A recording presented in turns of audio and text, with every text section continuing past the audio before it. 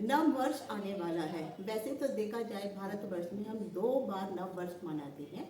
हालांकि अगर हम ग्रेगोरियन कैलेंडर के अनुसार देखेंगे तो जो 31 दिसंबर की रात्रि होती है 12 बजे के बाद जब 1 जनवरी शुरू हो जाती है, तो अंतर्राष्ट्रीय रूप में जो है सभी विश्व वाले मिलकर के नए वर्ष की शुरुआत करते हैं और नए वर्ष को मनाते हैं।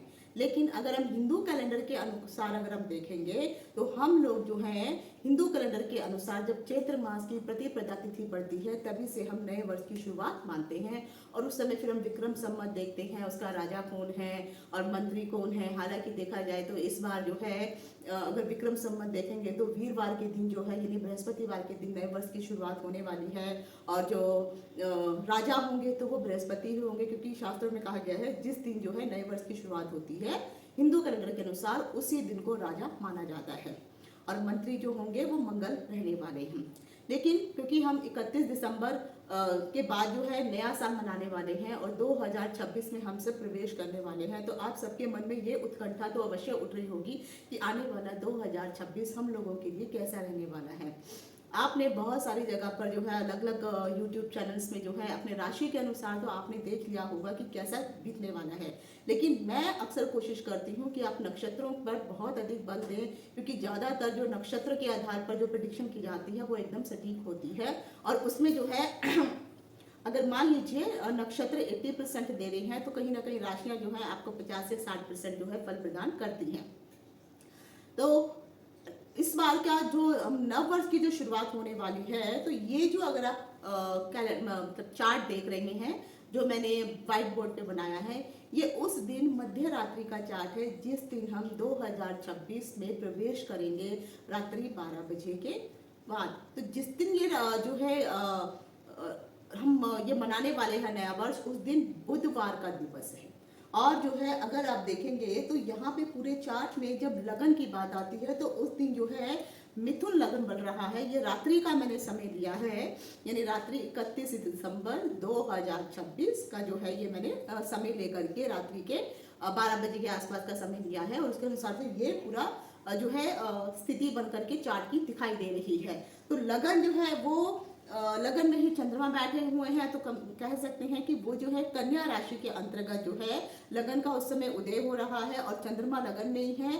तो इस साल देखा जाए और चंद्रमा जो कन्या राशि के जो स्वामी होते हैं वह बुध होते हैं। अगर यहाँ पे बाकी ग्रहों की स्थिति देखेंगे तो शुक्र जो है वो अपने ही जो है राशि में तुला राशि में विद्यमान है और वो अपने ही घर में विद्यमान है, क्योंकि यहाँ पे जो है शुक्र को जो है यहाँ पे प्रदान किया गया है ये वाली जगह भी, जहाँ इस भाव में भी शुक्र जो है अच्छा फल देते हैं। तो कह सकते हैं कि धन के मामले में अगर देखा जाए तो ये साल जो है धन के लिए बहुत अच्छा रहने वाला है, क्योंकि शुक्र धन के देवता होते हैं। और धन के मामले में कहीं ना कहीं हम कह सकते हैं कि आप लोगों के लिए, हालांकि राशियों के अनुसार सबकी प्रेडिक्शन अलग हो जाएगी, लेकिन अमूमन अगर मैं पूरे भारतवर्ष की भी बात करूं तो धन के मामले में भी समय अच्छा रहने वाला है।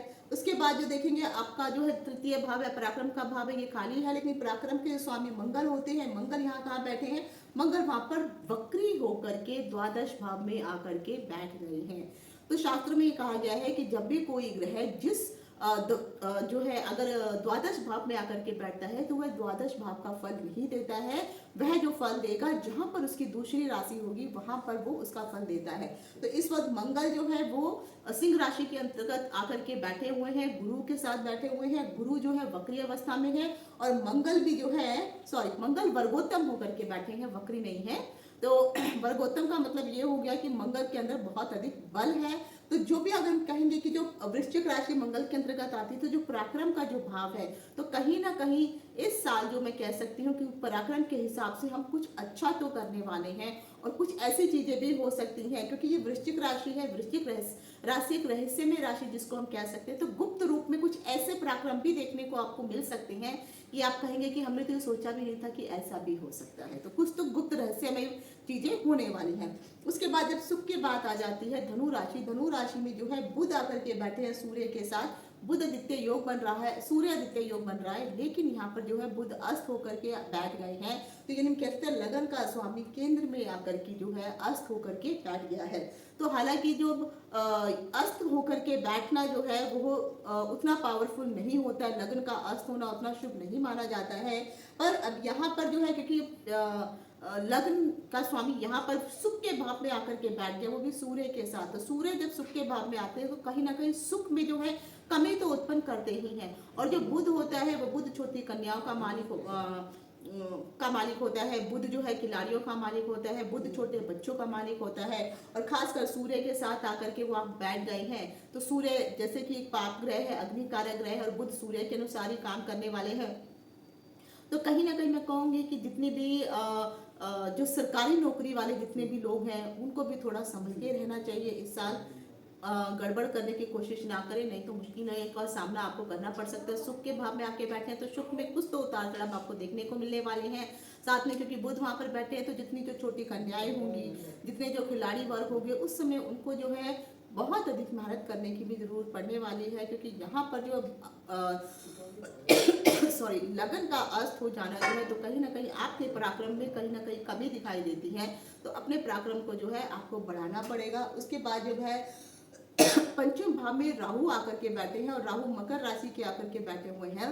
हालांकि अपने मित्र की राशि में है, लेकिन त्रिकोण में जो है क्रूर ग्रहों का बैठना शुभ नहीं माना जाता है। तो मैं ये कहूंगी कि जिन भी लोगों का अगर मान लीजिए सॉरी कन्या लगन की अगर कुंडली है और कन्या राशि के बारे में भी अगर मैं बात करूं तो आपके लिए जो है यहाँ पे राहु का बैठना ठीक नहीं है। तो कहीं ना कहीं प्रेम से संबंधित कुछ दुखे हो सकते हैं आपके साथ, कि जो है बच्चों से संबंधित कुछ मुश्किलों का सामना करना पड़ सकता है। या अगर आप पेरेंट्स बनने की सोच रही हैं और अगर आप कंसीव कर चुके हैं तो वहाँ पे कहीं ना कहीं मिसकैरेज होने की संभावना यहाँ पे दिखाई देती है। तो कन्या राशि वालों के लिए इस प्रकार की स्थिति यहाँ पे दिखाई दे रही है। लेकिन बाकी अगर मैं ओवरऑल कुंडली की सबके बारे में बात करूंगी तो यहाँ पर बैठ करके इस साल अगर देखा जाए तो बहुत सारे लोगों के दिल जो है टूटने भी वाले हैं, और बहुत सारे लोगों के साथ दिल से संबंधित धोखे होने भी वाले हैं। तो मैं तो कहूँगी अपने प्रेम संबंध किसके साथ भी आप पढ़ने वाले हैं तो बेटर है कि पहले उस इंसान को अच्छे से जान पहचान कर लीजिए। और खासकर ऐसे लोग जो खासकर विजातीय लोग होंगे उनके साथ आपके जो है कुछ ना कुछ प्रॉब्लम्स क्रिएट होने वाली हैं। जैसे अगर आजकल आप देख रहे हैं कि किस प्रकार से बहुत सारे विजातीय लोग वो होते हैं जो आपके धर्म के नहीं। जैसे मैं हिंदू हूँ तो मेरे धर्म के अलावा जो बाकी धर्म है वो विजातीय धर्म हो जाएगा।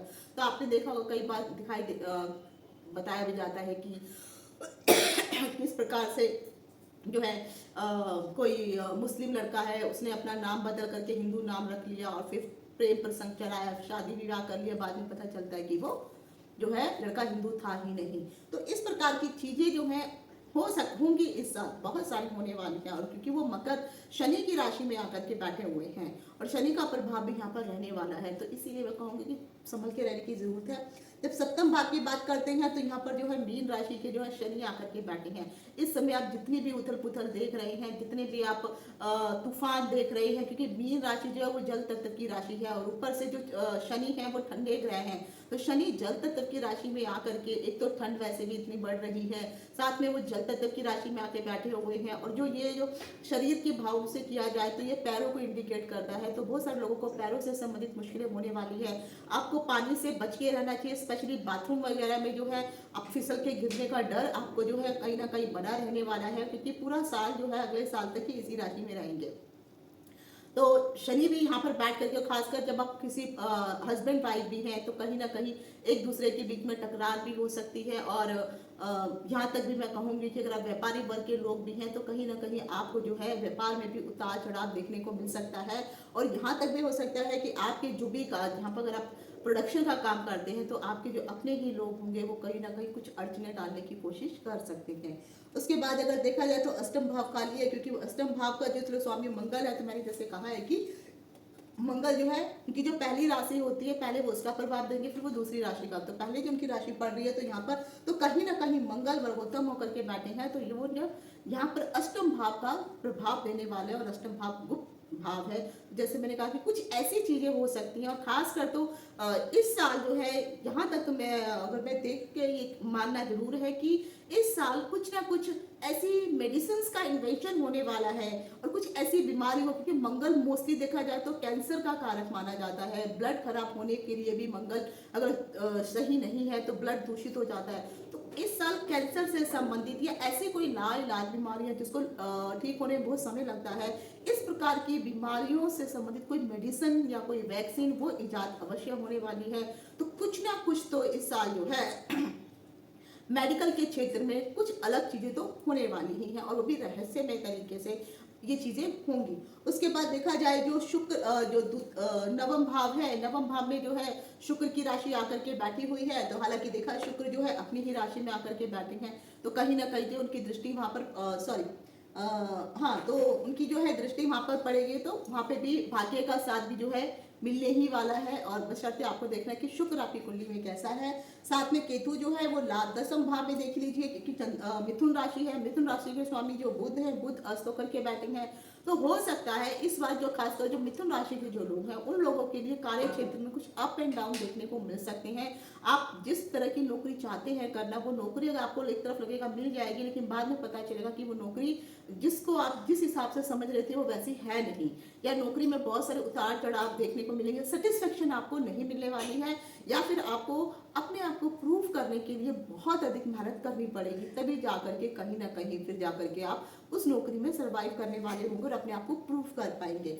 लाभ भाव में देखा जाए तो केतु जो है चंद्रमा के घर में आकर के बैठ गए हैं, तो कहीं ना कहीं क्योंकि चौथा घर जो कर्क राशि है, कर्क राशि चंद्रमा की होती है। चंद्रमा हालांकि लगन में आकर के बैठा है, लेकिन केतु का जो है लाभ भाव में तक यहाँ तक कहा जाता है कि जितने भी ग्रह होते हैं वो सब शुभ फल प्रदान करते हैं, लेकिन क्योंकि वो केतु यहाँ पर बैठे हुए खुश होकर के बैठे हुए हैं, कहीं ना कहीं मानसिक संताप, चिंताएं, परेशानियां जरूर रहने वाली हैं, लेकिन लाभ भी यहाँ पे प्राप्त होगा। और खासकर कर्क राशि वालों के लिए मैं जरूर कहूंगी कि आपको संभल के रहने की जरूरत है, कि कुछ ना कुछ चोट वगैरह लग सकती है, या आपको अपनी माता से संबंधित कुछ हेल्थ इशू देखने को मिल सकते हैं, माता किसी प्रकार की टेंशन में हो सकती है, तो कुछ ना कुछ जो है अशुभ चीजें जो है माता से संबंधित सुनने में आपको आ सकती हैं। और उसके बाद जो है जैसे मैंने कहा द्वादश भाव जो सिंह राशि का है, तो सिंह राशि में जो है मंगल वहाँ पे वर्गोत्तम होकर के बैठे हैं और गुरु जो है वहाँ पर वक्री होकर के बैठे हैं। हालांकि द्वादश भाव में अब इनकी जो दूसरी राशि अगर देखी जाए तो दूसरी राशि यहाँ पर पड़ रही है। पहली राशि इनकी यहाँ पड़ रही है सप्तम भाव में और नहीं सॉरी, पहली राशि जो इनकी चतुर्थ भाव में और दूसरी राशि सप्तम भाव में पड़ रही है। तो एक चीज तो ये भी हो गई कि क्योंकि दोनों राशियां ही इनकी केंद्र के अंदर पड़ जा रही है, तो कहीं ना कहीं केंद्र अधिपत्य दोष तो यहाँ पे बृहस्पति को लग जा रहा है। और केंद्र अधिपति दोष जब लगता है तो यहाँ पे फलों में उतार चढ़ाव देखने को मिलता है। मैं आगे चल के वीडियो बनाऊंगी कि केंद्र अधिपति दोष होता है क्या है। तो एक तो ये चीज हो गई, दूसरा क्या है क्योंकि गुरु जो है वक्री होकर के बैठे हैं तो वो सुख के भाव का फल पहले देने वाले हैं, तो कहीं ना कहीं कुछ ना कुछ शुभता तो यहाँ पर जो है गुरु आकर के जो है प्रदान अवश्य करने वाले हैं। और वो शुभता किसको मिलने वाली है, स्पेशली देखा जाए तो जो भी आपका जो परिवार है, और खासकर क्योंकि बुध है तो वहाँ पे जो खिलाड़ी वर्ग के लोग होंगे, जो कन्याएं होंगी, जो बुद्धि से संबंधित काम कर रहे होंगे लोग, इंटेलेक्चुअल लोग होंगे, इन सभी को कहीं ना कहीं गुरु का जो है अच्छा प्रभाव पड़ने वाला है। उसके पश्चात अगर आप बाकी चीजें देखेंगे, जिस दिन जो है नए साल की रात्रि को शुरुआत हो रही है, तो मैंने लिख के रखा हुआ है उस दिन कृष्ण पक्ष का समय है और अष्टमी तिथि है, और उस दिन का जो नक्षत्र है वह हस्त नक्षत्र है। और हस्त नक्षत्र में कन्या राशि में चंद्रमा जो है हस्त नक्षत्र के दूसरे चरण में विद्यमान रहने वाला है। बुधवार का दिन है, रात्रि का समय रहेगा हिंदू दिवस के अनुसार, क्योंकि हिंदू दिवस में हम कहते हैं कि जिस दिन हमारा सूर्य उदय हुआ है, यानी बुधवार को सूर्य उदय होगा, तो अगले दिन जो सूर्य उदय होगा वो वीरवार को होगा, जब भी दूसरा दिन होगा। तो रात्रि भी जो है बुधवार की ही चलेगी, लेकिन ग्रेगोरियन कैलेंडर के अनुसार देखा जाए तो उस समय फिर जो है वह बृहस्पतिवार यानी गुरुवार का दिन हो जाएगा।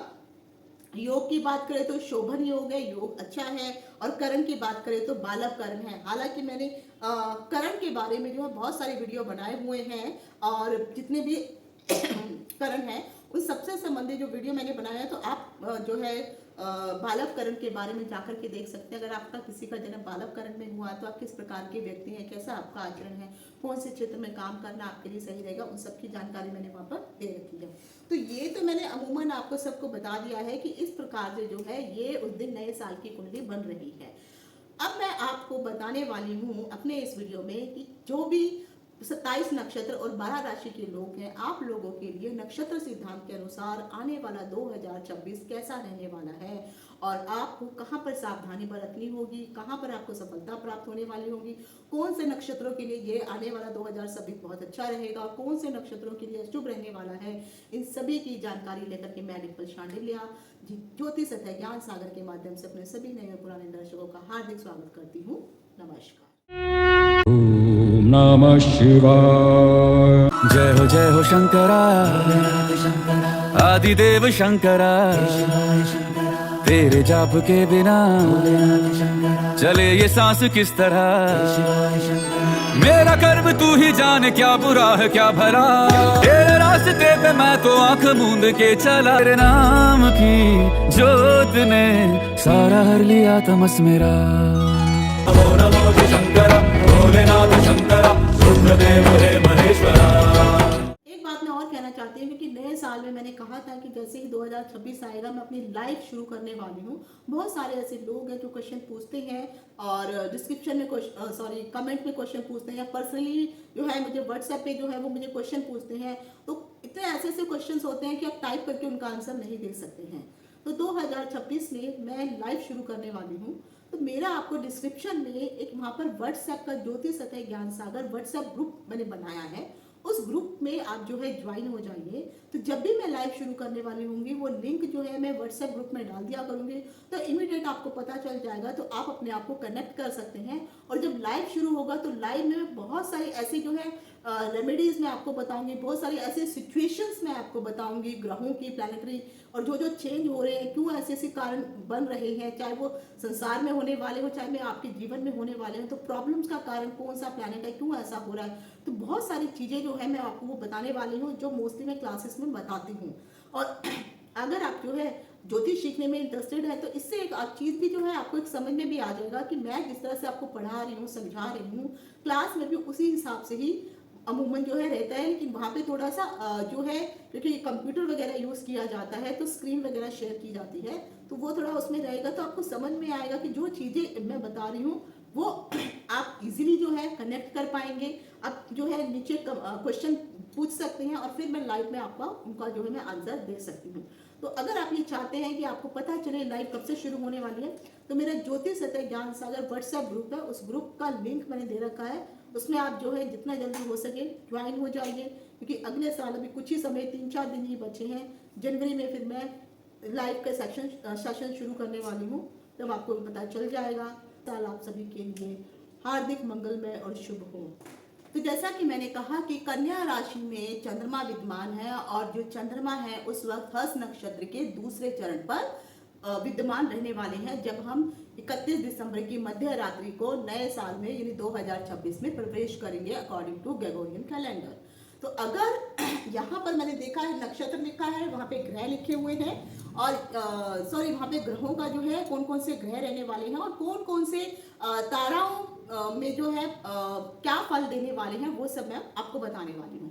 तो क्योंकि जब सर्वप्रथम हम जन्म नक्षत्र की बात करते हैं, क्योंकि जब शुरुआत हो रही है वो चंद्रमा से ही हो रही है, तो चंद्रमा के जो 3 नक्षत्र होते हैं, श्रवणा, हस्त और रोहिणी, ये तीनों नक्षत्र जो है चंद्रमा के अंतर्गत आते हैं। तो यहाँ पर सॉरी मैंने गलत किया है, यहाँ पर आना चाहिए चंद्रमा। तो ये चंद्रमा का जो नक्षत्र है, जन्म नक्षत्र को लेकर के बहुत सारे लोगों में कंफ्यूजन रहती है। जन्म नक्षत्र वह नक्षत्र होता है जिस राशि में आप पैदा हुए हैं उस समय चंद्रमा कौन से नक्षत्र के कौन से चरण में विद्यमान है, वही आपका जन्म नक्षत्र कहलाता है। या अमूमन आपको किसी भी जब भी आप सॉफ्टवेयर में अपना डालते हैं पूरा डिटेल, तो आपकी राशि और नक्षत्र वहां पर आ जाते हैं, तो वहां पर आप जाकर के देख सकते हैं। जन्म नक्षत्र में बहुत सारी भ्रांतियां यहाँ पे जो है, कई बार काफी सारे ऐसे वीडियोस देखने को मिल जाते हैं या शॉर्ट्स देखने को मिल जाते हैं जहाँ पे वो बताया जाता है जन्म नक्षत्र में ये कर लीजिए, वो कर लीजिए, ऐसा करिए, वैसा करिए। यकीन मानिए, अगर आप पराशर जी के द्वारा पढ़ी पुस्तकें पढ़ेंगे या बरा महिर की या सत्याचार्य की या फिर जो भी बड़े बड़े अन्य ऋषि मुनि हैं उनकी लिखी हुई अगर आप पुस्तकें पढ़ेंगे, तो नक्षत्रों पे सबसे ज्यादा जोर है पराशर ऋषि और बाकी सभी लोगों ने जो है जितने भी ऋषि मुनि उन्होंने दिया है। जब हम जन्म नक्षत्र की बात करते हैं तो जन्म नक्षत्र वह नक्षत्र होता है जिसके ऊपर आपके पूरे जीवन का दामोद मदार टिका हुआ होता है। अब मान लीजिए किसी का जन्म, जैसे मैंने कहा कि हस्त नक्षत्र में हुआ है, यानी चंद्रमा के नक्षत्र में हुआ है, तो ऐसे व्यक्ति का जब भी कोई आचरण अगर आप उसको देखेंगे तो हस्त नक्षत्र के गुण उस इंसान के अंदर पाए जाएंगे। क्योंकि उसका जो देखने में, वो जो व्यक्ति, चंद्रमा सौम्य प्लैनेट है तो वो देखने में भी सौम्य होगा, देखने में सुंदर होगा। हाँ, रहे रंग रूप की बात, वो डिपेंड करता है कि आप कौन से एरिया में उत्पन्न हो रहे हैं। ये जरूरी नहीं है कि अगर आप साउथ अफ्रीका के लोगों को देखेंगे, उनका जन्म नक्षत्र जो है हस्त पड़ रहा है तो उनका रंग तो काला है, लेकिन अगर उनका रंग काला भी है लेकिन उनके अगर फीचर्स देखेंगे वो तो इतने शार्प और इतने सुंदर होंगे कि काले रंग में भी आपको ब्यूटी दिखाई देगी। तो उसी अनुसार जिन भी लोगों का जन्म जो है चंद्रमा के नक्षत्र में होता है, ऐसे जातक जो है कोमल स्वभाव के होते हैं और बहुत जल्दी जो है ये दूसरे के दुखों में जो है अपने आप को जो है ढाल भी लेते हैं, दूसरे के दुखों को बहुत अच्छे से समझ भी लेते हैं। लेकिन जब हम जन्म न, और ये पूरी जिंदगी इनका नेचर वैसा ही रहने वाला होता है। कई बार तो इनको बहुत समझाने की भी कोशिश की जाए तो ये समझते नहीं है। या कई बार आपने लोगों को देखा होगा कि अब वो मूवी देख रहे हैं और मूवी में कोई अच्छा सैड सीन चल रहा है तो वो रोना शुरू कर देते हैं। तो मोस्टली अमूमन जो चंद्रमा है, क्योंकि माँ का कारक है, माँ किस प्रकार से दुख में जो है व्यथित हो जाती है अपने बच्चों के दुख में, उसी प्रकार से जो चंद्रमा के नक्षत्र में उत्पन्न होने वाले जो जातक होते हैं उनके अंदर अमूमन ये क्वालिटीज, माँ वाली क्वालिटीज देखने को मिलती ही हैं। लेकिन जब हम जन्म नक्षत्र की बात करते हैं तो जन्म नक्षत्र के अंतर्गत आपको किसी भी प्रकार का कोई भी शुभ कार्य नहीं करना चाहिए। ये आप कहीं पे गांठ बांध करके रख लीजिए। जब जन्म नक्षत्र की बात आती है, क्योंकि आपका नक्षत्र जो है इससे ही नए साल की शुरुआत हो रही है। हालांकि देखा जाए बुध ग्रह सौम्य प्लैनेट है, बहुत अच्छा है, और बुध ग्रह, और क्योंकि कन्या राशि में जो है कन्या राशि जो है बुध उच्च के हो जाते हैं। हालांकि बुध अस्त होकर के बैठे हुए हैं, लेकिन फिर भी बुध जो है जब सौम्य प्लैनेट के अंतर्गत आता है तो कहीं ना कहीं खिलाड़ी वर्ग और कन्याओं को रिप्रेजेंट करता है। तो जिन भी लोगों का जन्म चंद्रमा के हस्त, श्रवणा और रोहिणी में हुआ है, एक तो आप लोगों को अपने शरीर का ख्याल रखने की बहुत अधिक जरूरत है। क्योंकि अगर आप देखेंगे एकदम आपकी जो राशि है कन्या के ऑपोजिट जो है आपको सप्तम भाव में जो है वहां पर मीन राशि दिख रही है, और मीन राशि में शनि आकर के बैठा, और शनि की सीधी दृष्टि, यानी कह सकते हैं सप्तम दृष्टि आपके ऊपर पड़ रही है, और शनि की दृष्टियां शुभ नहीं मानी जाती हैं। तो कहीं ना कहीं आप लोगों को अपने शरीर का, और खासकर अगर मैं आपके शरीर के अंगों की बात करूं तो जो आपके कमर का हिस्सा है उस हिस्से को आपको जो है बहुत अधिक टेक केयर करनी होगी। वहां कुछ ना कुछ हेल्थ इश्यू हो सकते हैं, बैकबोन में कुछ इश्यूज हो सकते हैं। कभी अगर भगवान ना करे अगर आप गिर गए और फ्रैक्चर हुआ तो बैकबोन में, उसी कमर के हिस्से में कोई बड़ा फ्रैक्चर हो सकता है, प्रॉब्लम हो सकती है। और एक बार जब इस प्रकार के जब हड्डियों से संबंधित या कोई भगवान ना करे अगर आपकी कुंडली में बुध ग्रह की स्थिति ठीक नहीं है या सूर्य ग्रह की स्थिति अगर ठीक नहीं है तो फिर ये जो बीमारी होती है, क्योंकि शनि की दृष्टि वहां पड़ रही है, तो शनि जब भी कोई बीमारी देता है वो लंबे समय तक चलने वाली बीमारी देता है। क्योंकि शनि खुद धीरे धीरे चलने वाले ग्रह हैं, इसलिए वो लंबे समय तक जो है उस प्रॉब्लम को क्योर होने ही नहीं देते हैं। तो जैसे कई बार मैं कहती हूँ जिन लोगों को पैरालिसिस की बीमारी हो जाती है, तो शनि जो है जिनको पैरालिसिस दे रहा है तो कहीं ना कहीं शनि आपका ठीक नहीं होता है, इसलिए वो पैरालिसिस की बीमारी इतने लंबे समय तक जो है सालों साल चलती रहती है। तो बुध चंद्रमा के नक्षत्र वाले सभी जातकों के लिए मैं कहूंगी आपको अपने शरीर का ध्यान रखने की अत्यंत आवश्यकता है। अगर आप कोई रोड वगैरह भी क्रॉस करते हैं और तब भी आप केयर कीजिए। सेकेंड थिंग मैं कहूँगी, अगर आपने राशियों के अनुसार जो है पहले आप बाकी वीडियोज अगर जिनके भी ज्योतिषाचार्य के जो भी वीडियो आप देखते हैं और आपको अगर लगता है कि वो सही प्रेडिक्शन कर रहे हैं तो उन प्रेडिक्शंस को सुनिए, बाद में मेरी नक्षत्र वाले प्रेडिक्शन को सुनिए और फिर उसमें मैच करके देखिए। और एक चीज ये भी ध्यान रखिए कि जो वो प्रेडिक्शन आपको बता रहे हैं मेष राशि के लिए या पूरा 12 राशियों के लिए, तो आपको अपनी कुंडली में भी देखना पड़ेगा कि आपके लिए कौन से ग्रह कारक ग्रह है, मारक ग्रह है, बाधक ग्रह है, ये सब चीजें भी आपको देखनी होंगी। क्योंकि आपकी कुंडली के लिए बाकी सारे ग्रहों के बारे में वो लोग नहीं जानते हैं। तो इसीलिए मैं और खासकर मैंने एक वीडियो भी बनाया है कि कौन से कारक ग्रह क्या होते हैं, मारक क्या होते हैं, और पूरी चीजें जो है स्थिर कारक, योग कारक, विशिष्ट कारक जो है मैंने वीडियो बना रखा, प्लीज आप उनको भी जरूर देखिए। और ये वीडियो समाप्त होने के बाद फिर मैं बनाने वाली हूँ पूरा मेष से लेकर के मीन राशि वालों के लिए कि कौन सा ग्रह आपके लिए लगन के अनुसार कारक होता है। तो चंद्रमा वालों के लिए मैं कहूंगी एक तो मानसिक प्रॉब्लम जरूर कहीं ना कहीं हो सकती है आपको। दूसरा जो है अगर डॉक्यूमेंट से संबंधित भी कुछ, अगर आप कुछ काम वगैरह कुछ करने वाले हैं तब भी आपको जो है अलर्ट होकर के रहना है। सेकेंड थिंग मैं ये भी बोलना चाहूँगी कि माता से संबंधित भी कुछ ना कुछ इश्यूज आपको देखने को मिल सकते हैं, तो माता का भी आपको ख्याल रखना है और आपको अपना ख्याल तो रखना ही है, क्योंकि पूरा साल भर, और हालांकि देखिए ये क्योंकि ग्रेगोरियन कैलेंडर के अकॉर्डिंग मैं पूरा बता रही हूँ, तो ग्रेगोरियन कैलेंडर तो पूरा साल तक ही वैसा चलेगा, लेकिन जब चैत्र मास में हम आएंगे उस समय जब दोबारा नव वर्ष में हम हिंदू कैलेंडर के अकॉर्डिंग करेंगे, फिर मैं उसकी प्रेडिक्शंस अलग हो जाएंगी, तब वहां से कहीं ना कहीं फिर आपको राहत देखने को मिल सकती है। लेकिन चंद्रमा के नक्षत्र वालों के लिए मैं जरूर कहूंगी, अगर आपका नक्षत्र श्रवणा हस्त रोहिणी है तो कोई भी नया काम इस नक्षत्र में शुरू नहीं करना चाहिए। अगर आपको कहीं कुछ जॉब वगैरह भी ज्वाइन करनी है, नहीं जाना चाहिए इस नक्षत्र में। अपने नक्षत्र में किसी भी प्रकार का कोई भी शुभ काम, गृह प्रवेश हो गया, जॉब ज्वाइन करना हो गया, ये सब चीजें आपको अपने नक्षत्र में नहीं करनी चाहिए, और आपको पूरा साल जब मैं कहूँगी तो सावधान होकर के रहना चाहिए। अगला नक्षत्र आता है, पहले मैं वो नक्षत्र बता रही हूँ जो शुभ नहीं पड़ रहे हैं, उसके बाद जो है बाकी नक्षत्रों के बारे में बताऊंगी। तो अगला नक्षत्र आता है, वो आता है गुरु का नक्षत्र। जब हम गुरु के नक्षत्र के बारे में बात करते हैं तो ये आपके लिए पड़ जाता है बद तारा। अब यहाँ पे बद तारा का मतलब होता है किसी न किसी प्रकार की आपको बाधाएं आ सकती हैं, आपको जो है परेशानियां हो सकती हैं। बृहस्पति के नक्षत्र है पुनर्वसु, विशाखा और पूर्व भाद्रपद। इस नक्षत्र में जिन लोगों का जन्म हुआ है, ऐसे लोगों को मैं कहूंगी, एक तो आपके जो भी बड़े बुजुर्ग हैं उनका सम्मान कीजिए, उनका आदर कीजिए, उनकी बातों को सुनिए, क्योंकि वो आपसे अधिक ज्ञानी हैं, तो उन चीज़ों को समझने की कोशिश करिए। सेकेंड थिंग, किसी भी प्रकार के किसी पुरोहित से, मंदिर के किसी बड़े व्यक्ति से जो है आप झगड़ा बहस मोल मत लीजिए, और खासकर जो ब्राह्मण कैटेगरी के लोग हैं उन लोगों के साथ तो आपको बिल्कुल भी भिड़ना नहीं है। और जो बड़ी बड़ी संस्थाएं हैं जो अपने हिंदुत्व को जो हिंदुत्व को लेकर के जो संस्थाएं खोली गई हैं, जो धार्मिक संस्थाएं हैं, इन लोगों के साथ भी जो है आपको थोड़ा संभल के रहने की जरूरत है। और एक चीज इसका भी ध्यान रखिए कि आप जो भी पूजा पाठ इत्यादि करते हैं, हो सकता है कि आपको मन उचाट हो सकता है, आपका ध्यान उस तरफ ना लगे, और जितने भी बड़े लोग हैं उनके साथ भी आपकी अनबन हो सकती है, बहस हो सकती है। तो कहीं ना कहीं ये लोग आपके लिए बाधाओं का काम करने वाले हैं, आपके लिए ये बद तारा के अंतर्गत आ रहे हैं। तो कोशिश करिए कि उनकी बातें सुनिए और बस ध्यान लगा लीजिए कि उन्होंने जो बोला है सुनो, सबकी करो अपने मन की। अगर आपको लगता है उनकी एडवाइस सही है तो ठीक है, नहीं है तो आप सुनिए और चलते बनिए। किसी के साथ या किसी पुरोहित या किसी मंदिर के पंडित के साथ, किसी बुजुर्ग के साथ जो है आपको झगड़ा इत्यादि नहीं करना है। और खासकर अगर आपको डायबिटीज की शिकायत है, या फिर जिन लोगों को जो है सांस लेने की प्रॉब्लम है, अस्थमा की प्रॉब्लम है, तो ऐसे लोगों को जरूर मैं कहूँगी कि आपको अपने आप को ये साल संभाल के रखना है। कहीं ना कहीं मुश्किलों में आप पढ़ सकते हैं, स्वास्थ्य से संबंधित और खासकर अगर चेस्ट से संबंधित कुछ इश्यू चल रहे हैं, तब भी आपको अपने आप को संभाल के रखने की जरूरत है। बड़े बुजुर्गों का आदर कीजिए, रिस्पेक्ट कीजिए, गुरुओं का भी सत्कार कीजिए, लेकिन बहस किसी से ना करें।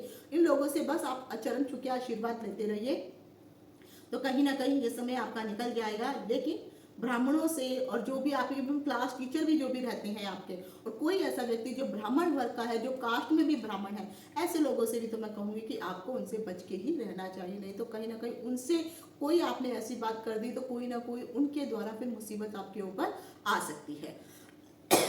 अब उसके बाद आ जाता है, अगला है बुध के नक्षत्र। जब हम बुध के नक्षत्र की बात करते हैं तो जो बुध का नक्षत्र है वो आपके लिए पड़ रहा है प्रत्यारी तारा।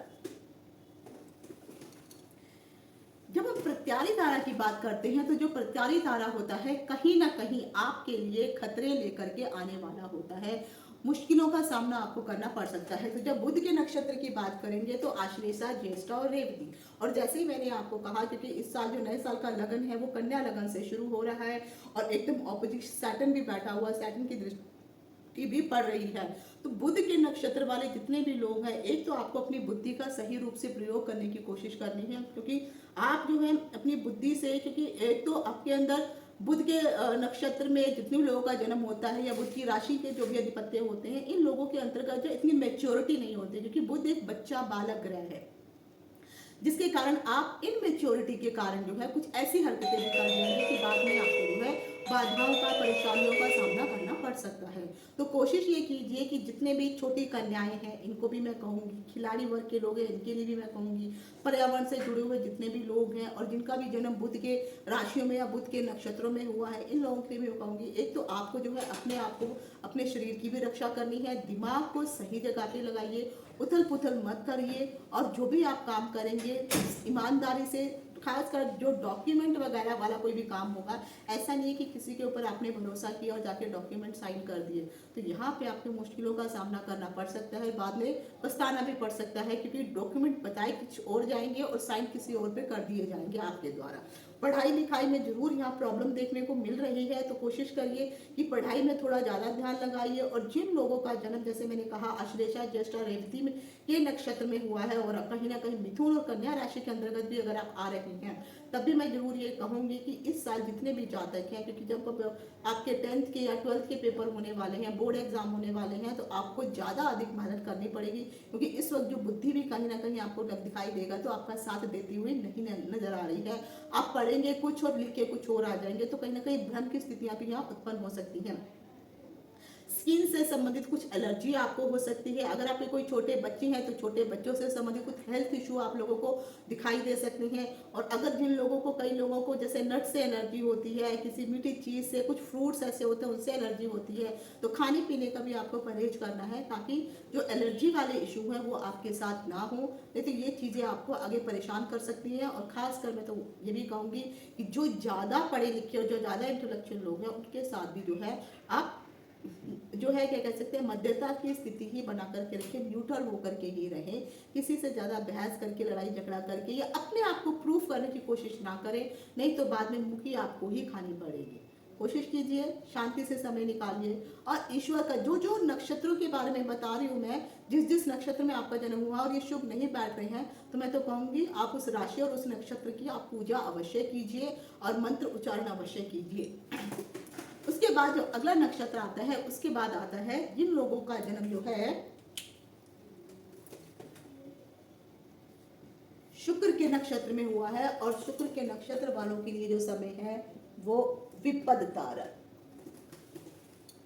तो विपद तारा का मतलब है किसी न किसी प्रकार की विपत्ति यहाँ पर आपको ये साल में देखनी पड़ सकती है।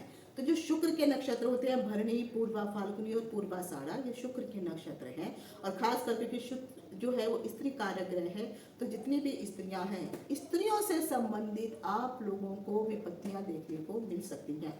और खासकर अगर आप पुरुष हैं तो पुरुषों को अगर आपके चाल चलन ठीक नहीं है, हाव भाव ठीक नहीं है, आपका नेचर ठीक नहीं है, गलत दृष्टियां अगर आप स्त्रियों के प्रति रखते हैं, तो फिर सोच लीजिए कि आ बैल मुझे मार वाली स्थिति आपके साथ होने वाली है। यही स्त्रियां जो है आपके लिए विपत्ति का कारक बन सकते हैं। जो लोग एक्स्ट्रा मैरिटल अफेयर चलाते हैं या एक साथ 3-3, 4-4 अफेयर जो है अलग अलग जगह पे चला के रखते हैं, यह साल उनके लिए मुसीबत भरा रहने वाला है।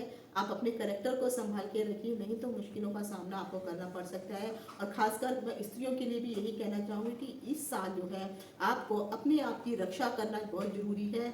स्त्रियों की से संबंधित अगर आप जो है कोई 2 स्त्रियां पार्टनरशिप में अगर कोई काम कर रही हैं और अगर अपने कुंडली वगैरह नहीं मिलाई हैं, तो एक का अगर मान लीजिए किसी के ग्रह ज़्यादा हैवी हुए तो दूसरी स्त्री आपको जो है प्रताड़ित कर सकती है, विपत्ति में आपको लेके आ सकती है, परेशानियों में आपको डाल सकती है। और खासकर जब स्त्री की बात की जाती है तो जो है बहनें होती हैं, फिर आपकी जो जितनी भी क्या कहते हैं सहेलियां वगैरह हो जाएंगी, ये सब स्त्री के अंतर्गत आ जाती हैं। आपके रिश्तेदारी में भी जो भी स्त्री, जो बुआ भाभी वगैरह जो होती हैं, बुआ हालांकि बुध में आती है, तो ये सब चीज़ें जो है महिलाओं से आपको सतर्क होकर के रहना है। और खासकर शुक्र के नक्षत्र वालों को भी, अपने आप को भी आप अन्य स्त्रियों से जो है बचा के रखिए। अगर कोई पार्टनरशिप करने का सोच भी रहे हैं उनके साथ, तो पहले आप 10 बार सोचिए कि जिस भी महिला के साथ मैं पार्टनरशिप करने जा रहा हूँ या करने जा रही हूँ, मैचिंग जरूर कर लीजिए कि ये आपके लिए जो है मित्र तारा में है, सक्सेस जोन में है या साधक जोन में पड़ रही है या नहीं पड़ रही है। वरना मैं तो कहूँगी कि आपको पार्टनरशिप नहीं करनी चाहिए। और खासकर एक चीज़ मैं और ज़रूर कहना चाहूँगी कि स्त्रियों को आपको अपने शरीर की भी रक्षा करनी है। कुछ ना कुछ आप ऐसे काम भी करेंगे तो अपने आप को भी विपत्ति के जोन में आप डाल सकती हैं। तो आपको अपने आप को भी बचा के रखना है और अन्य स्त्रियों के साथ ही किसी के साथ जो है, खासकर ऐसे तबके की स्त्रियों से जो है आपको बिल्कुल लड़ाई झगड़ा नहीं मोल लेना है, जो आपसे जो है ऊंचे तबके पर हो या फिर आपसे ज़्यादा बड़ी पोस्ट पे काम कर रही हो या आपसे बड़ी भी हो। और खासकर तो ऐसे जो गुरुजनों के अंतर्गत जो आती हैं ऐसे स्त्रियों से जो है, क्योंकि शुक्र जो है ये भी ब्राह्मण ग्रह है और तो ब्राह्मण स्त्रियों के साथ जो है आपको जो है थोड़ा बच के रहना चाहिए। लड़ाई झगड़ा उनसे ना मोल लिया जाए तो बहुत अच्छा है। और अगर आप जो है स्त्रियों से संबंधित कोई कॉस्मेटिक का काम कर रहे हैं, कोई अंडर गवर्नमेंट का काम कर रहे हैं या फिर जो है आप मीडिया के क्षेत्र में भी हैं, तो इस साल जो है बहुत सारे उतार चढ़ाव आपको अपने कार्य क्षेत्र में भी देखने को मिलेंगे ही मिलेंगे। तो कोशिश ये करिए, अगर जो इस नक्षत्र में आप पैदा हुए हैं और शुक्र भी ठीक नहीं चल रहा है और आपको अपनी राशि भी देखनी पड़ेगी, अपने अपने कुंडली के ग्रहों को भी देखिए, फिर उसके हिसाब से आप जो है उपाय आप कर सकते हैं। तो ये जो मैंने बताया, क्योंकि कुल मिलाकर के 9 तारा होती हैं और 9 में से जो है मैं आपको 4 तारा के बारे में बता चुकी हूँ। जो 4 तारा हैं ये हमेशा अशुभ फल देते हैं। तो चंद्रमा के नक्षत्र वालों के लिए थोड़ा समय ठीक नहीं है। गुरु, बुध और शुक्र, इन सबको अपने आप को संभालना है। अब आ जाता है कि जिन लोगों के लिए यह साल बहुत अच्छा रहने वाला है, तो सर्वप्रथम तो अगर मैं कहूंगी तो जिन लोगों का जन्म मंगल के नक्षत्र में हुआ है तो आपके लिए जो है परम मित्र,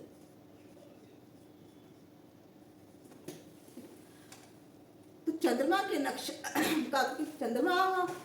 नक्षत्र हस्त में जो है, क्योंकि नया साल का जो है चेंज हो रहा है, तो मंगल वालों के लिए जिनका मृगशिरा, चित्रा और धनिष्ठा में जन्म हुआ है, आपके लिए ये नया साल परम मित्र तारा में आ रहा है।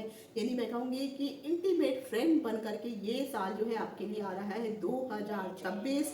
और 2026 का अगर आप अंक भी देखेंगे तो 6 6 8 8 2 10 और 10 में से को मिला करके देखेंगे तो 26 और 10 1, तो सूर्य का अंक भी बन जाता है और मंगल सूर्य दोनों आपस में मित्र हैं। तो कह सकती हूँ कि मंगल के नक्षत्र वालों के लिए ये समय बहुत अच्छा है। इवन जब मैंने राहु का भी जब परिवर्तन हुआ था और राहु जब अपने ही मकर राशि में जो है सतभिषा नक्षत्र में आए हैं, क्योंकि वो 8 महीने तक रहने वाले हैं, तो उसका भी मैंने प्रिडिक्शन किया है वहाँ पे, तो वो नहीं देखा तो उसको भी जरूर देखिए। तो वहाँ पर भी कहीं ना कहीं मंगल वालों के लिए बहुत अच्छा समय मैंने बताया है। तो यहाँ पे अगर देखेंगे तो राहु भी फेवरेबल बनकर आ करके और चंद्रमा भी कहीं ना कहीं आपके लिए, क्योंकि चंद्रमा के नक्षत्र में परिवर्तन हो रहा है, तो चंद्रमा भी आपके लिए कहीं ना कहीं फेवरेबल बनकर के आ गए हैं। तो यहाँ पर मंगल के नक्षत्र वालों के लिए, खासकर ऐसे लोग जो क्षत्रिय वर्ग के हैं और जो लोग आर्मी वगैरह में काम करते हैं और जो लोग जो है एथलीट का काम, जहाँ पे बॉडी बिल्डिंग वाला जो काम किया जाता है, इन लोगों के लिए समय बहुत अच्छा है। अगर आप डॉक्टर हैं, सर्जन हैं, आपके लिए बहुत अच्छा समय है। इस समय जो है आप हो सकता है आप पेशेंट्स की इतनी सारी जानें भी बचाने वाले हैं कि और कुछ ऐसे, जैसे मैंने पहले भी कहा है कि मंगल जो है अष्टम भाव में आ रहा है, तो कुछ नई चीजें इन्वेंट हो सकती हैं, खासकर जो मेडिसिन के क्षेत्र में। और अगर आप डॉक्टरी से संबंध रखते हैं, अगर आप आर्मी से संबंध रखते हैं, तो कहीं ना कहीं मंगल आपके लिए बहुत अच्छा रहने वाला है। प्रमोशंस नहीं हुई है तो इस साल आपकी प्रमोशन होंगी, पक्की होंगी। और खासकर जो है जो लोगों को मैंने कहा, जो डॉक्टरी से पेशा से, नर्स या किसी भी प्रकार के मेडिकल क्षेत्र से अगर आप संबंध रखते हैं और आपका जन्म मृगशिरा, चित्रा, धनिष्ठा में हुआ है, ये समय बहुत अच्छा रहने वाला है। जो लोग अग्नि के क्षेत्र से जुड़े हुए काम करते हैं, अब जैसे जो लोग जो है माइनिंग का काम वगैरह जो कर रहे हैं, मंगल जो होती है वो ऊंची नीची जो छोटी छोटी पहाड़ियाँ होती हैं, उसके नीचे की जो जमीन होती है उससे जो है जो डिगिंग वगैरह की जाती है, वहाँ से अगर कोई ऐसा काम कर रहे हैं, आपके लिए ये साल बहुत अच्छा रहने वाला है, बहुत आपको फायदा होने वाला है।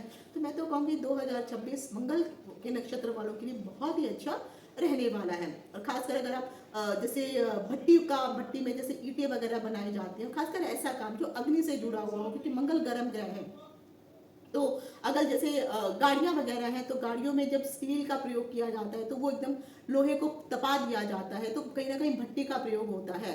या जो बड़े बड़े बॉयलर लगे हुए रहते हैं, इलेक्ट्रिसिटी वगैरह जहाँ पर बनती है, कोई भी ऐसा काम जहाँ पे अग्नि का प्रयोग किया जा रहा है, तो ऐसे लोगों के लिए मंगल के नक्षत्र के लिए आने वाला जो साल 2026 है बेस्ट रहने वाला है, मैं तो कहूँगी। क्योंकि वहाँ पे राहु भी अच्छा फल दे रहा है, यहाँ पे ये भी फल, नया साल भी अच्छा फल दे रहा है नक्षत्र के अकॉर्डिंग। तो आपके दोनों हाथों में लड्डू और सर कढ़ाई में है, बशर्ते आपको अपनी कुंडली के बाकी ग्रहों को जरूर थोड़ा देख लीजिए। उसके बाद अगला आ जाता है राहु के नक्षत्र वालों के लिए।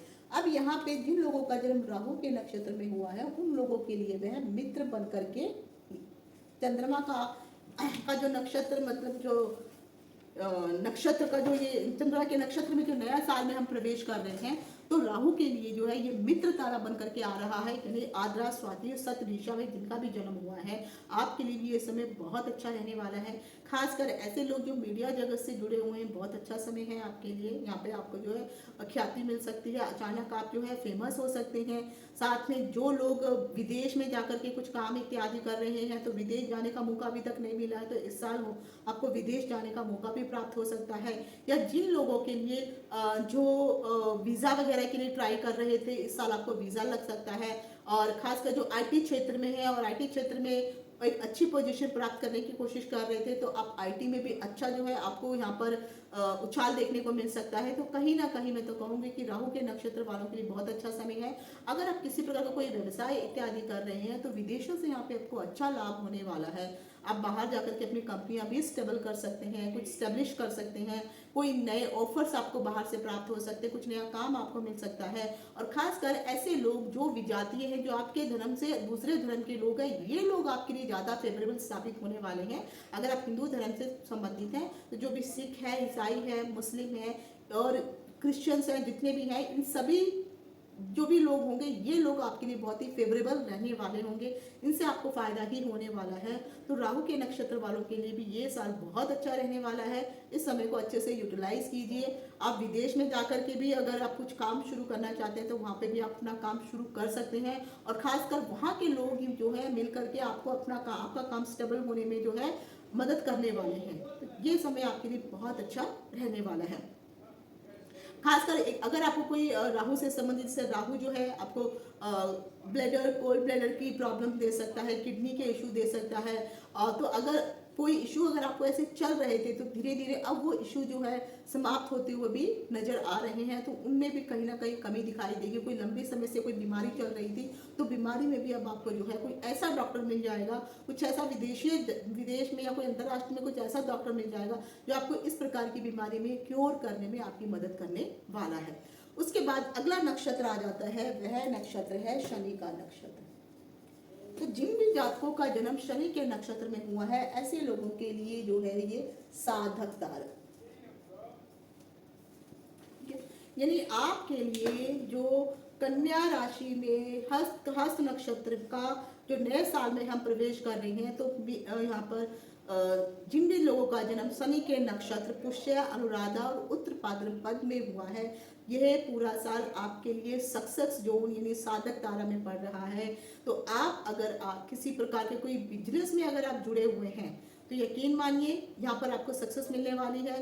चंद्रमा जल तत्व की राशि है। अगर आप कुछ ऐसा काम कर रहे हैं जो केमिकल वाला हो, जो चंद्रमा है वो शुद्ध जल दिखाता है, लेकिन जो शनि है वह केमिकल को रिप्रेजेंट करता है। तो जैसे आप कोल्ड ड्रिंक वगैरह जो बेचते होते हैं, बेचने का जो काम करते हैं, तो इसमें कहीं ना कहीं मिलावट तो रहती है लिक्विड ही, लेकिन शुद्ध जल नहीं है। तो इस तरह का कोई काम कर रहे हैं, आपको फायदा होने वाला है। या प्लानिंग कर रहे हैं कि आप किसी प्रकार कोई कोल्ड ड्रिंक की एजेंसी लेना चाहते हैं, या फिर जितने भी टॉयलेट क्लीनर होते हैं, लिक्विड वाले, जितने भी पॉइजन वाले होते हैं, एसिड वाली जो चीज़ें होती हैं, जो भी लिक्विड की हैं, ये सभी सैटर्न के अंतर्गत आती हैं। तो अगर आप इस प्रकार का कोई काम करना चाहते हैं, तो आपको जो है फायदा होने वाला है। और खासकर मैं कहूँगी कि अगर आप बिल्डिंग से संबंधित कोई हाई राइज बिल्डिंग में कंस्ट्रक्शन की लाइन में काम करते हैं, अगर आप लकड़ी से संबंधित कोई बढ़ई वगैरह का काम इत्यादि करते हैं, कारपेंटर का काम करते हैं, तो ये समय आपके लिए बहुत अच्छा रहने वाला है। कहीं ना कहीं आपको सफलता प्राप्त होने वाली है। और खासकर जो निम्न वर्ग के जो लोग होंगे, जो मजदूर वर्ग के लोग होंगे, जो कर्मचारी वर्ग के लोग होंगे, उन लोगों से आपको अच्छा जो है सहयोग प्राप्त होने वाला है। इवन अगर आपकी कोई कंपनी भी है और कंपनी में जो मजदूर काम कर रहे हैं, तो इस साल जो है ये मजदूर आपके फेवर में रहने वाले हैं। कहीं ना कहीं आपका जो है कंधे से कंधा साथ मिला करके जो है काम करने वाले हैं। तो शनि से संबंधित इस साल आपको कुछ प्रॉब्लम होने वाली नहीं है। अगर आप कंस्ट्रक्शन की लाइन में है, हाई राइज बिल्डिंग इत्यादि बनाते हैं, आपको इसमें फायदा होने वाला है। और खासकर सैटर्न जो है वह दिखाता है कि जितने जो निम्न वर्ग के लोग होते हैं, जो साफ सफाई कर्मचारी के जो लोग होते हैं, उन लोगों से कहीं ना कहीं आपको जो है सहयोग तो प्राप्त होने ही वाला है। तो ये लोग आपके लिए बहुत शुभ साबित होने वाले हैं। और जो भी मैंने आपको काम बताए हैं, और अगर अभी तक आपको किसी प्रकार की कोई नौकरी कर रहे थे और उसमें आपको लग रहा था कि नहीं ये नौकरी जो है उतनी सही नहीं है, कोई नई नौकरी की भी तलाश में है, तो इस वक्त आपको जो है सक्सेस मिलेगी, सफलता प्राप्त होगी, एक अच्छी नौकरी आपको प्राप्त हो सकती है और उसमें अच्छी सैलरी आपको प्राप्त हो सकती है। खासकर अगर आपके घर में नौकरों से संबंधित कुछ इशू वगैरह चल रहे थे, कोई नौकर आपको अच्छा नहीं मिल पा रहा था, कोई सही कर्मचारी अगर आपको नहीं मिल पा रहा था, तो इस साल आपके ये सारे जो भी प्रॉब्लम्स है ये सब समाप्त हो जाएंगी। तो शनि जो है कहीं ना कहीं आपके लिए सक्सेस जोन में, साधक तारा में आ रहे हैं। तो आपके लिए ये जो नया साल है बहुत अच्छा रहने वाला है। उसके बाद अगला जो नक्षत्र है वह नक्षत्र आता है केतु का नक्षत्र।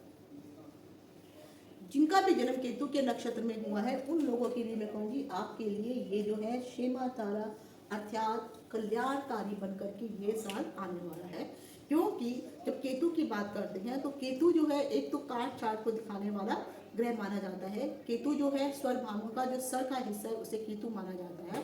बहुत सारे लोग इस चीज में आर्ग्यूमेंट करते हैं कि नहीं, केतु जो राहु जो है वो सिर है, नीचे का हिस्सा धड़ है, लेकिन ये गलत है।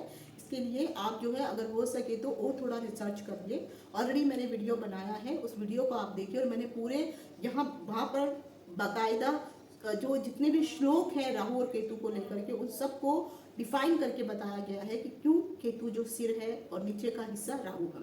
तो जब हम केतु की बात करते हैं तो खासकर जिन भी लोगों की अगर कोई सर्जरी वगैरह होने वाली है अगले साल, अगर आप सर्जरी की कोई अपॉइंटमेंट आपको मिल रही है तो आपके लिए कल्याणकारी समय है। आप जब अगर अपनी कोई सर्जरी करवाते हैं तो उसमें सक्सेस मिलने वाली है। बशर्ते जरूर मैं कहूँगी कि आपका एक तो अश्विनी मघा मूल में अगर आपका जन्म हुआ है, जब आप सर्जरी करवाने जाएंगे तो किसी अच्छे पंडित से, किसी ज्योतिषी से एक अच्छा शुभ मुहूर्त जरूर निकाल लीजिए ताकि आपकी जो सर्जरी है वो एकदम सक्सेस रहे, सटीक सर्जरी रहे। किसी लंबी बीमारी से अगर आप जूझ रहे थे तो वो बीमारियां जो है अब धीरे धीरे आपको जो है एक अच्छा कोई डॉक्टर ऐसा मिल जाएगा। और खास कर मैं कहूँगी कि आप अगर एलोपैथी को छोड़ करके अगर आप आयुर्वेद की तरफ अगर आप मूव करते हैं तो आयुर्वेद से आपको अच्छा इलाज होने वाला है। और क्योंकि जो केतु है वो मूल अर्थात जड़ को रिप्रेजेंट करता है और जड़ें जो है वो कहीं ना कहीं मेडिसिन का काम करती हैं। तो जो भी आयुर्वेद की मेडिसिन को अगर आप जो है शिफ्ट करते हैं अपने आप को तो कहीं ना कहीं वहाँ से आपको सफलता प्राप्त होने वाली है। जो बीमारी वगैरह लंबे समय से चल रही थी वो बीमारियां भी जो है इस साल आपकी क्योर हो जाएंगी। जो भी लोग ऐसे शार्प प्रोजेक्ट का काम करते हैं जैसे जो ड्रिलिंग वाला काम है, या जो लोग क्रेन में से जो ड्रिलिंग करते हैं, क्रेन से कुछ सामान यहाँ से उठाना वहाँ रखना, इस प्रकार का अगर कोई भी अगर आप काम कर रहे हैं या काम करने की कोशिश कर रहे हैं तो ये साल आपके लिए बहुत अच्छा रहने वाला है। अगर आप इस तरह कोई बिजनेस स्टैब्लिश करना चाहते हैं या इस फील्ड में काम करना चाहते हैं, ये आपके लिए बहुत अच्छा समय है। आप यहाँ पर इस साल जो है खासकर ऐसा काम जो ड्रिल से संबंधित हो। अभी ड्रिलिंग में जैसे मैंने आपको बताया कि जैसे जमीन में लोग ड्रिल करते हैं, जो रोड होते हैं ड्रिल करके पुराना रोड निकाला जाता है, फिर नया रोड बिछाया जाता है, या बड़ी बड़ी क्रेन होती है जो सब खोदने का काम करती है। तो इस प्रकार का जो तीखा काम रहता है, जो नोक वाला जो चीज पॉइंटेड चीजों को लेकर के, जैसे अभी स्क्रू ड्राइवर हो गया, स्क्रू ड्राइवर से लेकर के आप कितने सारे जो है मशीनरी में जो है स्क्रू ड्राइवर का यूज किया जाता है, तो वो कहीं ना कहीं ड्रिलिंग का काम रहता है। तो इस प्रकार का कोई भी अगर आप काम करने की सोच रहे हैं तो इसमें सफलता मिलने वाली है। अगर पहले से अगर इस तरह की कंपनी में अगर आप काम कर रहे थे तो उस कंपनी में अब आपकी प्रमोशन होती हुई जरूर दिखाई दे रही है, क्योंकि आपके लिए ये साल कल्याणकारी बनकर के आने वाला है। अगर हेल्थ से संबंधित कोई इशू चल रहे थे, अब ये हेल्थ इशू समाप्त हो जाएंगे। सर्जरी होने वाली है, सही समय पे सर्जरी कराइए, सर्जरी आपकी कल्याणकारी रहेगी, पुराने रोग आपके निपट जाएंगे। और खासकर जिनको कैंसर से संबंधित कोई हेल्थ इशू चल रहा है तो इस साल आपके लिए ये समय बहुत अच्छा है। तो कैंसर संबंधित भी कई बार जिस लोगों को की सर्जरी की जाती है, तो अगर ऐसी सर्जरी भी अगर आपकी होने वाली है तो ये समय आपके लिए बहुत सही और शुभ समय है, क्योंकि केतु कुजवत केतु माना जाता है। मंगल के लिए भी नक्षत्र परम मित्र में आया है, केतु के लिए क्षेमा तारा में आया है और केतु मंगल के अनुसार काम करता है। तो यहाँ पर अगर जब सर्जरी की बात आ जाती है, क्योंकि मंगल सर्जरी देता है, केतु सर्जरी करवाने वाला कारक ग्रह माना जाता है, तो कहीं ना कहीं मंगल के लिए भी और केतु के लिए भी बहुत अच्छा समय है। तो किसी भी प्रकार की कोई भी सर्जरी अगर हो रही है तो ये साल में वो सर्जरी आपकी अच्छी रहने वाली है। पर इतना जरूर कहूंगी अपनी कुंडली के ग्रहों को फिर भी एक बार चेक अवश्य करा दीजिए। अब आ जाता है अगला है अंतिम नक्षत्र जो है सूर्य का नक्षत्र। और सूर्य के नक्षत्र वाले जो भी जातक है आपके लिए मैं कहूंगी संपत्ति तारा। तो यहाँ पे संपत्ति तारा का अर्थ होता है संपत्ति देने वाला। तो कहीं ना कहीं जिनका जन्म कृत्तिका उत्तरा फाल्गुनी और उत्तराषाढ़ा में अगर आपका जन्म हुआ है तो ये जो नया साल है आपके लिए कहीं ना कहीं से धन तो मिलने वाला है और धन की प्राप्ति आपको होगी ही होगी। और खासकर अगर मैं धन की बात करूं तो उन लोगों से ज्यादा धन फायदा होने वाला है जो फीमेल होंगी, क्योंकि चंद्रमा कन्या और महिलाओं का कारक है। तो कहीं ना कहीं महिलाओं से आप लोगों को फेवर मिलने वाला है। कोई ना कोई ऐसी महिला आपके जीवन में आएगी जो आपको फेवर करेगी और फिर उनके कारण आपको धन की प्राप्ति होगी। हो सकता है कोई उच्च पदवी की महिला हो जिसको आप जानते हो, तो फिर आपको वो कहीं एक अच्छी कंपनी में नौकरी लगा सकती है, उसमें फेवर कर सकती है, या फिर आपके बिजनेस को प्रमोट कर सकती है, बिजनेस में सहायता कर सकती है। कोई महिला आपको ऐसी सीनियर मिल जाएगी तो जिसके साथ आप अपना कोई काम अगर आप करते हैं तो उसमें आपको फायदा होगा। अगर आप गवर्नमेंट एम्प्लॉय वगैरह है तो अगर आपकी बॉस मान लीजिए कोई महिला बॉस अगर आपकी है तो कहीं ना कहीं वो आपकी प्रमोशन करवा सकती है और उसके साथ अगर अच्छे आपके मेल मिलाप हैं तो वो बहुत अच्छा रहेगा। और खासकर अगर कोई पुरुष भी है तो पुरुष ऐसा पुरुष होना चाहिए जो क्षत्रिय वर्ण का, क्षत्रिय जाति का पुरुष हो सकता है, रंग उसका गोरा हो सकता है, आंखें थोड़ी उसकी जो है जैसे कैट आइज होती है वैसे उसकी आंखें हो सकती हैं। सर की बात की जाए तो सर में उसके बाल थोड़े कम होंगे और बाल होंगे भी तो थोड़े ब्राउनिश टाइप, गोल्डन टाइप के थोड़े बाल हो सकते हैं, भूरे टाइप के बाल हो सकते हैं। अगर कोई बॉस अगर आपके ऑफिस में इस प्रकार का है या अगर कोई महिला भी ऐसी है जो आपकी बॉस है और जो मैंने आपको बताया है, तो यहाँ पर ये लोग आपके लिए गॉडफादर जैसा काम करने वाले हैं। गवर्नमेंट से संबंधित कोई बड़ा टेंडर वगैरह आपको मिल सकता है और अगर आप गवर्नमेंट ऑफिस में काम कर रहे हैं तो वहाँ पे आप रिकग्नाइज होने वाले हैं और कहीं ना कहीं आपकी पोस्ट भी बढ़ने वाली है, आपको ख्याति भी मिलने वाली है क्योंकि सूर्य फेम का कारक है और सैलरी में भी बढ़ोतरी होने वाली है। आपकी किसी अच्छी पोजीशन पे जो है आपकी पोस्टिंग हो सकती है। और अगर आप जो है कोई गवर्नमेंट से टेंडर वगैरह लेने का काम करते हैं तो इस साल गवर्नमेंट के टेंडर आपको मिल सकते हैं जिसमें आपको धन संबंधी लाभ हो सकता है। प्रमोशन अगर आपको होगी तो सैलरी भी वहाँ पे बढ़ेगी। तो कहीं ना कहीं से चारों तरफ से देखा जाए, इवन क्योंकि जो सूर्य है वो पिता का कारक है तो पिता से भी कहीं ना कहीं धन लाभ होता हुआ आपको दिखाई दे रहा है।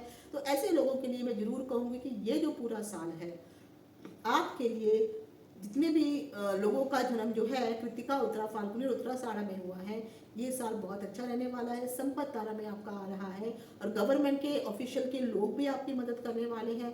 क्षत्रिय जाति के जो लोग हैं वो अगर आपके मित्र हैं तो उनसे भी आपको जो है मित्रता, उनसे भी आपको फायदा होने वाला है और संपत्ति का तो फायदा होगा ही होगा। अब धन कहीं से भी आए, चाहे पिता के थ्रू आए चाहे गवर्नमेंट के थ्रू आए, लेकिन धन आपको प्राप्ति होने भी वाली है। या फिर कोई आप अग्नि से संबंधित जहाँ पे फायर वाला काम किया जाता है उससे भी संबंधित अगर आप कुछ काम कर रहे हैं तब भी आपको इसमें जो है फायदा होने वाला है। तो ये मैंने कुल आपको बताए हैं सभी नक्षत्रों के हिसाब से।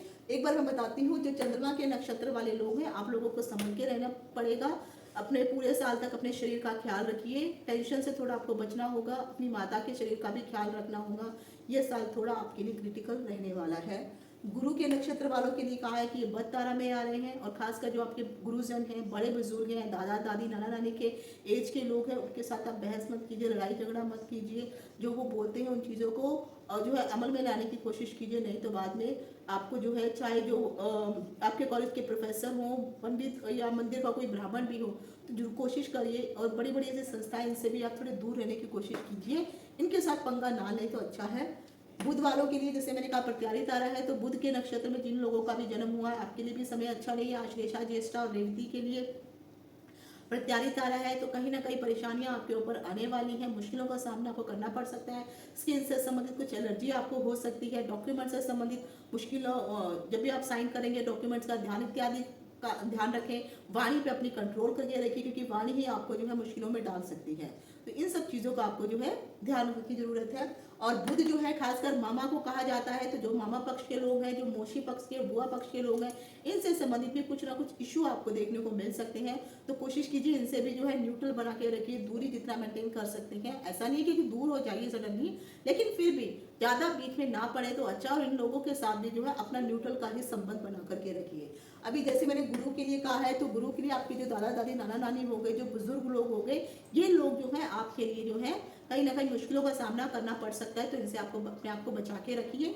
और चंद्रमा के बारे में जैसे मैंने कहा है, तो जितने भी चाहे आपकी माता ही क्यों ना हो, और जो माता संबंधित जितनी बाकी जो महिलाएं हैं, एजेड महिलाएं हैं आपकी, क्योंकि और जो आपकी बहनें वगैरह हैं, इन सब से कहीं ना कहीं आपको कुछ ना कुछ, जो भी महिलाएं हैं उनसे कुछ ना कुछ इश्यूज आपको देखने को मिल सकते हैं। तो आपको वहाँ पे अपने आप को बचा के रखना है। शुक्र भी वही कहूँगी, जो भी महिला आएंगी, महिलाओं से आपको जो है बच के रहना पड़ेगा। और महिलाओं में यहाँ पे आपकी वाइफ भी आ सकती है, आपकी बहन भी आ सकती है, और आपकी पड़ोस की भी कोई महिला आ सकती है, आपके कलीग भी आ सकती हैं। तो इनके साथ भी कोई भी आप हंसी मजाक भी मत करिए, नहीं तो कहीं ना कहीं मुसीबत का सामना आपको करना पड़ सकता है। मंगल वालों के लिए मैं जरूर कहूँगी, परम मित्रता रहे, तो कहीं ना कहीं भाइयों से संबंध आपके अगर खराब चल रहे थे तो अच्छे हो जाएंगे। भाइयों से कहीं ना कहीं मदद मिलती हुई दिखाई दे रही है, और ये साल आपके लिए बहुत अच्छा जाने वाला है। और जिन लोगों का जन्म राहु के नक्षत्र में हुआ है, तो जितने भी विजातीय लोग होंगे, जितने भी निम्न क्लास के जो सफाई कर्मचारी वगैरह होंगे, इनसे कहीं ना कहीं आपको जो है फायदा होने वाला है। अगर आप आईटी क्षेत्र से, मीडिया से जुड़े हुए हैं, तब भी आपको फायदा होने वाला है। शुक्र वालों को भी मैं कहूँगी, अगर आप आईटी वगैरह से जुड़े हुए हैं, सॉफ्टवेयर से भी जुड़े हुए हैं, तब भी आप जो है संभल के काम करिए। कोई झूठे डॉक्यूमेंट लगाकर आप किसी कंपनी में एंट्री मत कीजिए, नहीं तो अगर आपकी कोई बॉस जो है अगर महिला हुई तो मुश्किल आपके ऊपर आने वाली है। उसके बाद आ जाता है शनि के नक्षत्र में भी, तो शनि के लिए बहुत अच्छा समय है। सक्सेस जोन में यहाँ पर आ रहा है पुष्य, अनुराधा और उत्तर भाद्रपद। तो जो भी जितने भी निम्न वर्ग के लोग हैं, मजदूर वर्ग के जो लोग हैं, या फिर ऐसे लोग जिनके बॉसेस कंस्ट्रक्शन का काम करते हैं, अगर आप किसी भी कंस्ट्रक्शन कंपनी के साथ जुड़े हुए हैं, आप लोगों के लिए समय बहुत अच्छा रहने वाला है। और इस समय को जो आप यूटिलाइज कीजिए। और खासकर जो है ऐसे लोगों से जो निम्न, जिनकी कास्ट, आजकल कास्ट के बारे में नहीं कहा जा सकता इतना, लेकिन आप समझ सकते हैं कि जिनकी कास्ट जो है उसमें निम्न कास्ट में अगर जो लोग आते हैं, जाति, अनुसूचित जाति, इस तरह की जनजातियों के अंतर्गत अगर आते हैं, अगर आपको कोई बॉस अगर ऐसा कुछ में ऐसा है, बॉस लंबा है, बॉस का रंग काला वगैरह, काला है, लंबा है, पतला दुबला है, तो ऐसा आदमी आपके लिए गॉड फादर बन सकता है। और कहीं कहूँगी, और अनुसूचित जाति, जनजाति से भी अगर वो संबंध रखता है, तो कहीं ना कहीं आपके लिए सफलता की सीढ़ी में व्यक्ति बन सकता है। उसके बाद जो है केतु के बारे में, जो केतु है अपने नाना पक्ष को जो है रिप्रेजेंट करता है। तो नाना पक्ष के लोगों के साथ जो है मनमुटाव ना करें। हाँ, जो नाना पक्ष के लोग हैं आपके लिए सहायता करने वाले होंगे, आपको उनसे लाभ होने वाला होगा। और कहीं ना कहीं नाना से भी आपको कुछ ना कुछ तो फायदा होने ही वाला है। और कोई अगर प्रॉब्लम पहले से चल रही थी, कोई बीमारी चल रही थी, कोई सर्जरी होने वाली है, जैसे मैंने वीडियोस में बताया है, तो ये समय आपके लिए सही है। कोई सर्जरी भी करवाना चाहते हैं तो आप करवा सकते हैं। और उसके बाद जो है सूर्य, तो जो गवर्नमेंट है, जो सरकार है, और सूर्य पिता है, तो इन सब से आपको कहीं ना कहीं अच्छा फायदा होते हुए दिखाई दे रहा है। और राहु की बात करूं तो राहु दादा पक्ष को इंडिकेट करता है। तो कहीं ना कहीं दादा से भी जो है, जिनका राहु के नक्षत्र में, जैसे मैंने कहा था, अच्छा मित्र तारा में है, तो दादा पक्ष के लोगों से भी या दादा से भी कुछ ना कुछ आपको जो है फायदा प्राप्त होने ही वाला है। तो ये मैंने नक्षत्र सिद्धांत के अनुसार पूरे 12 राशि और 27 नक्षत्र के अनुसार जो है मैंने आपको बताया है कि नया साल 2026 आप लोगों के लिए कैसे जाने वाला है। अगर जो भी मैंने आपको जानकारी दी है, तो कमेंट्स करके आपको जानकारी कैसी लगी मुझे जरूर बताइए। आज यहीं तक, इति शुभम, नमस्कार।